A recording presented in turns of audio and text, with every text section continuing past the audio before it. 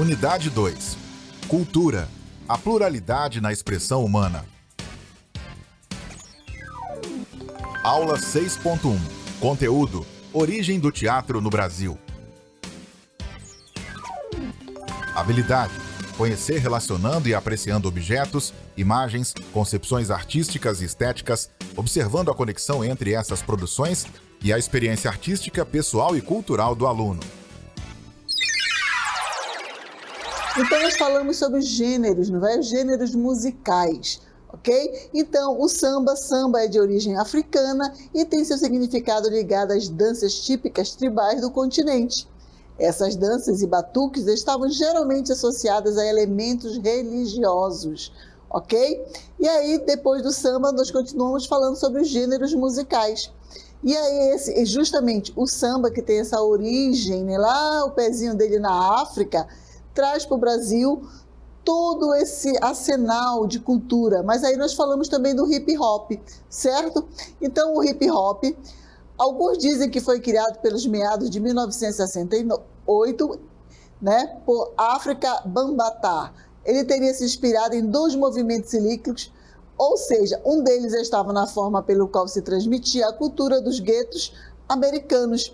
A outra estava justamente na forma de dançar popular na época, que era saltar, hop, movimentos quadris, hip. Então, o hip hop tem essa origem. Nós falamos das cantigas de roda, não foi? Canção também de roda, denominada canção de roda, que consiste em formar um grupo com várias crianças, dar as mãos e cantar uma música com características próprias, com melodia e ritmos equivalentes à cultura local, letra de fácil compreensão, com temas referentes à realidade da criança ou do seu universo imaginário, e geralmente com coreografias. Falamos das danças folclóricas também. O folclore abrange as crenças, as práticas, os rituais e os costumes que tradicionalmente de um povo ou de uma cultura, o que inclui os contos populares, os famosos ditados ou ainda as lendas. O artesanato, a música e as danças, por exemplo. A dança, no que lhe diz respeito, é a ação de dançar ou bailar, isto é, a execução de movimentos ao ritmo da música. Ok? Então, esse aí foi a nossa revisão. E aí nós temos o quê? O nosso desafio do dia. E o que nós trazemos no nosso desafio do dia? Vamos ver? O teatro brasileiro surgiu quando Portugal começou a fazer do Brasil sua colônia? Vocês acham que o teatro brasileiro surgiu quando Portugal começou a fazer do Brasil a sua colônia? Se não, você também vai justificar a sua opinião. Se sim, então esse é o nosso desafio. E aí eu trouxe para vocês agora, no início da nossa aula, nós vamos falar justamente sobre isso. Olha que lindo. Nós já utilizamos, se vocês lembrarem, nós já utilizamos essa imagem em uma aula anterior, quando nós falamos justamente da questão da cultura. Então aqui, né, no nosso cenário, nós temos o quê? Uma imagem da primeira missa no Brasil. Aqui mostra, né, um religioso colocando uma cruz, está fazendo como se fosse a primeira missa no Brasil. E aqui nós temos um nativo. E vários, se vocês perceberem, em vários outros locais tem nativos, que eles estão pacíficos. Será que esse contato mesmo dentro do Brasil aconteceu de forma tão pacífica assim? Então, a partir do momento, toda a celebração, se nós percebermos, ela envolve o quê? A teatralidade. Não esqueçam disso, toda a celebração. Se você perceber, toda a celebração, tanto de cultos, de missas e etc., ele tem um ritual. Tem um momento que você sabe que você tem que ficar de joelho, um momento que você sabe que tem que ficar em pé, que você tem que cantar, que você tem que bater palma. Então, isso são chamados de ritual. Então, o teatro nada mais é do que essa encenação. Então, dentro disso, o que é o teatro? O público e os atores, não é verdade? Nesse momento, quem seriam os atores aqui no nosso cenário? Então, como surgiu o teatro? A origem teatro, a encenação é teatro, mas o nome teatro vai surgir lá na Grécia, ok? Então, vamos ver a origem do teatro no Brasil. Vamos ver? Então, diz o seguinte: os jesuítas, com o intuito de catequizar os índios, trouxeram não só a nova religião católica, mas também uma cultura diferente, em que se incluía a literatura e o teatro. Não vinham só a questão do teatro. Os jesuítas trouxeram o quê? A religião católica, que incluía o quê? A literatura e o teatro. Continuando. Aí nós temos um personagem muito importante dentro da nossa história, principalmente do teatro, da história do Brasil, da catequese, não é verdade? Aliado aos rituais festivos e danças indígenas, a primeira forma de teatro que os brasileiros conheceram foi a dos portugueses, que tinha um caráter pedagógico baseado na Bíblia. Nessa época, o maior responsável pelo ensinamento do teatro, bem como pela autoria das peças, foi Padre Anchieta, ok? Continuando. O teatro realmente nacional só veio se estabilizar em meados do século XIX, quando o romantismo teve seu início. Martins Pena foi um dos responsáveis por isso, através de suas comédias de costumes. Outros nomes de destaque da época foram o dramaturgo Arthur de Azevedo, o ator e empresário teatral João Caetano e, na literatura, o escritor Machado de Assis. Isso já no século XIX, meus queridos. Aqui nós trouxemos algumas imagens que representam essas pessoas, que é Arthur Azevedo, João Caetano e Machado de Assis. Agora nós vamos falar um pouquinho dos séculos desse teatro. O que aconteceu? Quais foram as mudanças que foram acontecendo durante séculos no teatro no Brasil? Nós estamos falando do teatro no Brasil. Vamos lá. Teatro dos jesuítas, século quê? Século XVI. Nos primeiros anos da colonização, os padres, chamado Campanha, de Jesus, os jesuítas que vieram para o Brasil tinham como principal objetivo o quê? A catequese dos índios, tá? Então, o que eles tinham? Qual era o objetivo do século XVI? Catequizar os índios, tá? Então, o teatro nesse período tinha a sua essência de catequese. No século XVII, o que nós podemos ver no século XVII? No século XVII, as representações de peças escritas pelos jesuítas, pelo menos aquelas com clara finalidade de catequese, começaram a ficar cada vez mais escassas. Este período, em que a obra missionária já estava praticamente consolidada, é inclusive chamado de declínio do teatro dos jesuítas. Então, no século XVII, há o declínio do teatro dos jesuítas, não esqueçam. Século XVII, há esse declínio do teatro jesuíta, porque a missão deles já estava quase que cumprida. E aí, eu trago para vocês aqui, olha aqui, o nosso teatro de tablado. Quem é que nunca representou num tablado? Uma dança típica na escola, sempre o tablado. Então, eu trouxe para representar aqui, como uma alegoria, o tablado, que há todo um recurso para os atores fazerem a sua encenação. E aí nós falamos no século XVI, o século XVII, agora nós vamos para o século XVIII. O que acontecia no século XVIII? Já que a catequese já tinha concluído o seu objetivo, já tinha o declínio no século XVII, agora nós vamos ver o século XVIII. Vamos ver? Então, no século XVIII, foi somente na segunda metade do século XVIII que as peças teatrais passaram a ser apresentadas com uma certa frequência. Palcos, tablados, montados em praças públicas, eram os locais das representações, assim como as igrejas e, por vezes, o palácio de um ou outro governante. Nessa época, era forte a característica educacional do teatro, ok? E aí, no século XVIII, trago aqui para vocês essa bela imagem, não é? De Cândido Portinari, aonde ele retrata a chegada da família real no Brasil. Claro, isso com um olhar nosso de Cândido Portinari, depois de muitos séculos, depois que a família real chegou. Ele retrata esse momento, um olhar de um artista. E aí, vai acontecer o quê? No século XIX. Lembra, nós falamos do século XVI, XVII, XVIII e agora nós vamos para o século XIX. Vamos lá? Então diz o seguinte, transição para o teatro nacional. O que é essa transição para o teatro nacional? Lembra que eu falei da imagem? Pois a vinda da família real para o Brasil em 1808 trouxe uma série de melhorias para o Brasil. Uma delas foi direcionada ao teatro. Dom João, no decreto de 28 de maio de 1810, reconhecia a necessidade da construção de teatros decentes. Na verdade, o decreto apresentou um estímulo para a inauguração de vários teatros. Lembra o teatro de tablado que eu mostrei para vocês? Um tablado representando esse teatro? Então, o que acontecia? Até então, o Brasil não tinha, vamos dizer, teatros que ostentavam.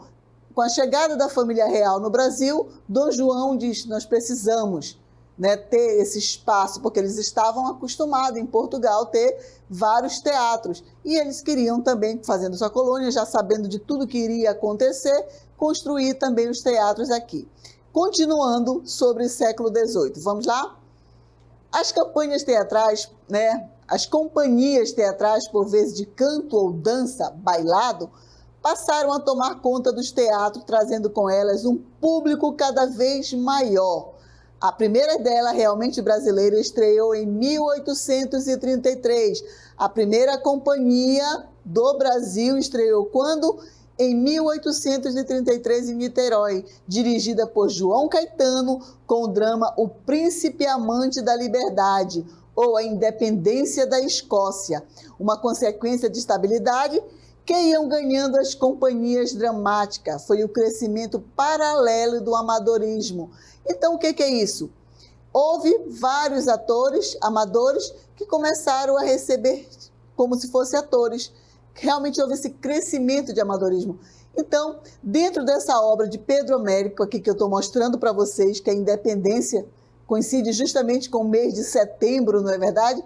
Que é um retrato. Será que aconteceu dessa forma? Ou é um olhar do artista? Claro que é um olhar do artista. Não é? Ele não estava lá presente nesse momento, mas ele retratou justamente o grito da independência, Pedro Américo. Aí, continuando sobre essa questão desse período do teatro no Brasil, vamos ver? Então, a agitação que antecipou a independência do Brasil foi refletida no teatro. As plateias eram muito agressivas, aproveitavam as encenações para promover manifestações com direitos a gritos que exaltavam a República. No entanto, toda esta bagunça representou uma preparação do espírito das pessoas e também do teatro para a existência de uma nova nação livre. Ok? Então, nós falamos agora, nesse primeiro momento, nós falamos da história do teatro no Brasil. Nós falamos que no século XVI, quem chegou aqui? Os jesuítas, eles tinham um intuito, eles tinham um objetivo. Qual era esse objetivo do século XVI? Catequizar os índios. Não foi isso que nós vimos? Então, até mostrei para vocês um exemplo da missa, a primeira missa no Brasil, que nada mais é do que toda culto, missas, etc., são encenações, são rituais. E o teatro é isso. No século XVII, que nós falamos, vai enfraquecendo um pouco essa questão da catequese, não é? Que é até o declínio, dos jesuítas, das narrações, das peças teatrais, certo? E no século XVIII, quem chega ao Brasil, chega trazendo novidades que para o teatro vão ser muito boas. Precisamos de teatro. Claro que isso tudo vai estar mesclado, que vai estar se preparando para quê? Para a independência do Brasil, que acontece em quando? 1822. Então, esse quadro que retrata no olhar de Pedro Américo, no olhar de um artista, não podemos dizer aconteceu dessa mesma forma, Dom Pedro estava ali, gritou no Rio Ipiranga. Não, isso aí é o retrato de um artista, um olhar de um artista. Então, dentro desse período, o teatro, o que vai acontecendo dentro do Brasil são essas fases que são marcantes para o teatro, que nós vamos ver mais tarde, o teatro que é hoje. Mas o teatro não perde a sua essência de falar, de mostrar o que está acontecendo, não é verdade? Existem os atores, os diretores, a plateia, o palco, a arte cênica acontece e vários profissionais são envolvidos para que tudo isso aconteça. Claro que no início os jesuítas, eles comandavam tudo, eles faziam a peça, eles dirigiam, eles colocavam para encenar os nativos, eles mesmos. Então, há toda essa mudança que nós vamos ver durante a nossa aula, ok? Então, trouxe para vocês aqui mais uma obra de arte que fala sobre o teatro, certo? E nós vamos entrar agora numa fase do teatro no Brasil que ele teve um nome também. Nós falamos do século XVI, século XVII, século XVIII, não é verdade? E aí, essa imagem aqui, nós vamos falar de um período do teatro que é chamado de romântica. Mas, professora, romântica, vai falar de amor, de paixão? Não. Esse romantismo que nós vamos estar falando é um romantismo patriótico, é um amor à pátria. Nesse período, as peças teatrais tinham esse cunho, principalmente no Brasil, exaltando a questão da nossa natureza, a questão da nossa nação, dos nativos, mas voltado para esse amor patriótico. Não só todo o romantismo, quando nós vamos ver tanto na literatura quanto nas artes plásticas, eles vão estar trabalhando com essa questão do romantismo patriótico. Não é entre o homem e uma mulher, mas sim o romantismo patriótico. Vamos ver o conceito desse período? Vamos lá? Então, época romântica. Desde a independência, em 1822, lembra quando eu falei? Um exacerbado sentimento nacionalista tomou conta das nossas manifestações culturais. Olha só, sentimento nacionalista. Lembra que eu falei? O amor da pátria? Pois é, tomou conta das nossas manifestações culturais. Este espírito nacionalista também atingiu o teatro. No entanto, a literatura dramática brasileira ainda era incipiente e dependia de iniciativas isoladas. Muitas peças, a partir de 1838, foram influenciadas pelo romantismo, movimento literário em voga na época, aquilo que eu falei. Continuando sobre o período romântico. O romancista Joaquim Manuel de Macedo destacou alguns mitos do nascente sentimento de nacionalidade da época. O mito da grandeza territorial do Brasil, da opulência da natureza do país, da igualdade de todos os brasileiros, da hospitalidade do povo, entre outros. Este mito nortearam em grande parte os artistas românticos deste período. Lembra que eu falei desse período romântico, mas esse romance era questão patriótico? Verdade? Então aqui a imagem retrata isso, ok? Então essa questão patriótica exaltando a nossa natureza, a nossa pátria, os nossos direitos, a questão patriótica. Não esqueça, romantismo não é entre homem e uma mulher. Ele vai também no teatro falar desse amor patriótico, assim como na literatura também e nas artes plásticas, ok? Então vem aí um outro período chamado de realista. Vamos ver? Então, o período realista, metade do século XIX, realismo na dramaturgia nacional pode ser subdividido em dois períodos. Olha aí! O realismo no Brasil ele pode ser dividido em quê? Subdividido em dois períodos. O primeiro, de 1855, quando o empresário Joaquim Eliodoro monta uma companhia até 1884, com a apresentação de O Mandarim, de Arthur de Azevedo, que consolida o gênero revista e os dramas de casaca. O segundo período vai de 1884 aos primeiros anos do século XX, quando a opereta e a revista são os gêneros preferidos do público. Então, o teatro de revista vai entrar também neste momento. Continuando. No século XIX, mais ou menos em 1838, o teatro fica marcado pela tragédia romântica, de Gonçalves Magalhães com a peça O Poeta e a Inquisição. E também Martins Pena com O Juiz da Paz na Roça, tá? O Juiz da Paz de Paz na Roça. Martins Pena, com toda a simplicidade para escrever, porém justa e eficácia, para descrever o painel da época. Teve seguidores clássicos de seus trabalhos, como Joaquim Manuel de Macedo, Machado de Assis e José de Alencar, ok? Ele vai resgatar isso, olha aí. Machado de Assis, José de Alencar vai trazer tudo isso para o nosso período. Foi em 1880, em Lagos, na Nigéria, que escravos brasileiros libertados deram um enorme salto no desenvolvimento do teatro, fundando a primeira companhia dramática brasiliense, tá? A Brazilian Dramatic Company, ok? E aí, nós vamos dar um salto nessa história do teatro. Em 1990, o teatro deu seu grito de liberdade, embora tenha enfrentado as mais duras crises políticas do país, conseguiu com muita luta estacar sua bandeira e marcar sua história, ok? A partir desse momento, lembra quando nós falamos que depois que eu falei da independência, lembram? Pois é, aí vem em 1937, já tinha passado o quê? Já tinha passado a Semana de Arte Moderna, o teatro também inovou nesse período, mas vai marcar o quê? Dentro do teatro, uma história de quê? De 1937 a 1945. Por que é tão marcante o teatro nesse momento, meus queridos?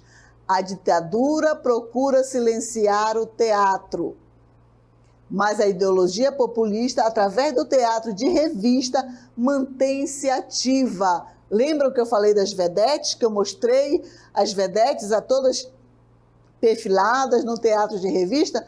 Pois é, a ditadura vem, tenta silenciar, mas o que acontece? Mantém-se ativa. Surgem as primeiras companhias estáveis do país, com nomes como Procópio Ferreira, Jaime Costa, Dulcina de Moraes, Odilon Azevedo, Eva Toldo, entre outros. Aí eu trouxe algumas imagens para vocês desses artistas, né, desses diretores que chegaram a ser diretores, Procópio Ferreira, Jaime Costa, Dulcina de Moraes, Odilon Azevedo, Eva Toldo, que cheguei a ver novelas com ela, Dona Xepa, ela fez novela. Então, ela passou também por esse período, é bem contemporâneo, esse momento que nós estamos falando. O teatro, em 1937, o que acontece? Há todo um movimento para silenciar o teatro, ok? Continuando. Uma nova ideologia começa a surgir juntamente com um dos maiores patrimônios do teatro brasileiro. Quem? Que estava presente na Semana de Arte Moderna em 1922. Lembram quando eu falei em 1822, a independência, o quadro que eu mostrei para vocês? Quando acontece em 1922, é o quê? A independência cultural do Brasil. Oswald de Andrade, que também está presente nesse momento do teatro, né? Que escreveu O Rei da Vela, em 1933, O Homem e o Cavalo, em 1934, e A Morta, em 1937, enfrentando, né, desinibido e corajoso a sufocante ditadura de Getúlio Vargas. Então, a arte, ela traz toda essa nova roupagem, um modo de protesto de tudo que estava acontecendo no Brasil, e o Brasil, né, vivendo uma ditadura militar, é através da arte que o povo encontra a sua fala. É através do teatro, é através da música, é através das artes plásticas, porque nesse momento o Brasil já tem abandonado as tendências europeias, certo? De copiar o que vinha da Europa. Já aconteceu a Semana de Arte Moderna, há uma nova roupagem no Brasil. O Brasil diz, eu tenho cara, eu tenho voz, eu tenho arte, e o teatro também vai inspirar toda essa onda de modernismo, modernismo e pós-modernismo. E Oswald de Andrade, como eu falei para vocês, estava presente também nesse momento do teatro, escrevendo essas peças que eu acabei de falar com vocês. Aí eu trouxe algumas imagens justamente de Oswald de Andrade, O Rei da Vela, em 1933, uma encenação que aconteceu, O Homem e o Cavalo, né, uma nova releitura, e A Morta, em 1937, ok? Nosso teatro vai dar um salto aonde? Em 1948, surge o TBC, uma companhia que produzia teatro da burguesia para a burguesia, ok? Importando técnica e repertório com tendências para o culturalismo estético, já que em 57, meio às preocupações sociopolíticas, surge o teatro de arena. Olha a diferença, nós temos o teatro de arena e nós temos o TBC, tá? Então, o teatro de arena, né, de São Paulo, relatos de jornais notificavam que os teatros de arena foi a porta de entrada de muitos amadores para o teatro profissional e que nos anos posteriores tornaram-se de verdadeiras personalidades do mundo artístico. Eu trouxe uma imagem para vocês, justamente desse teatro de arena, onde o público era muito mais popular. O público estava mais presente. Lembram quando nós falamos lá no começo, no século XVIII, que os amadores começaram a encenar? Volta de novo agora em 1943, os amadores abrem, porque aparecem justamente no teatro de arena. O TBC era um teatro politizado, né? Vamos dizer, economicamente para os ricos. O teatro de arena vai falar mais a voz do povo, a realidade que o Brasil estava vivendo naquele momento, que era uma ditadura militar. E que o governo queria o quê? Queria silenciar a voz da arte, né? Então, o Brasil vivia uma realidade, uma ditadura militar, onde a arte não poderia expressar a realidade do Brasil. Mas, como eu falei para vocês, a arte ela tem esse poder. Ela tem um poder de camuflar, de ela falar a realidade de uma forma diferenciada. E ela não foi calada, nem através do teatro de revista, nem o teatro de arena. Ok? Continuando nesse momento, já em 1964, vamos ver? Então, já em 1964, com o golpe militar, as dificuldades aumentaram para os diretores e atores de teatro. A censura chega avassaladora, fazendo com que muitos artistas tenham de abandonar os palcos e exilar-se em outro país. Restavam às futuras gerações manterem vivas as raízes já fixadas de um novo rumo ao mais novo estilo de teatro que estaria por surgir, ok? Então, nesse momento, em 64, como nós falamos, a ditadura militar, ela vem para silenciar muitos atores, muitos artistas, têm que abandonar o Brasil e se exilar fora, porque eles eram contra o que estava acontecendo no Brasil. Aqui nós temos uma imagem, né, que vamos chamar de clássica. As mulheres unidas lutando contra a ditadura militar que se instalava dentro do Brasil. E a arte foi a primeira a querer que o governo queria que silenciasse, não queria que o artista falasse o que realmente estava acontecendo. Tá? Então, contra a censura pela cultura. Essa foto aqui, ela é clássica. E aí, continuando, nós temos uma outra imagem aqui do Roda Chico Buarque também, que traz também toda uma linguagem, né, para falar do que acontecia no Brasil, como estava acontecendo. O que é a arte ficar silenciada? Ora, a arte ela pode fazer, vamos dizer, comédia, sátira, por causa dos governantes e etc., da própria situação da população, da comédia, fazer uma comédia. Então, o que acontece na ditadura militar? É proibido, não pode falar. Tudo que é produzido através da arte tem que passar, vamos dizer, por uma auditoria, por uma censura. O que eles liberarem pode ser falado, o que não pode, que eles acharem que não deve ser, não se fala. E uma democracia, não. A democracia você é livre, você tem a livre expressão de falar. E o teatro, nesse momento, em 64, estava silencioso. Muitos artistas foram embora, mas muitos também ficaram para lutar. E resgatar o quê? Resgatar a nossa democracia no Brasil. e volto de novo à liberdade de expressão, ok? Eu trouxe um trechinho aqui para a gente falar aqui. São infindáveis as tendências do teatro contemporâneo. Há uma permanência do realismo e, paralelamente, uma contestação do mesmo. As tendências muitas vezes são opostas, mas frequentemente se incorporam uma às outras. Fernando Peixoto, o que é o teatro? Né? Aí nós temos a palavra paralelamente, que vem aqui nessa questão de um texto, certo? E nós falamos de linhas paralelas. Então, para compreender, quer dizer, paralelamente, elas andavam paralelo, uma ao lado da outra, ok?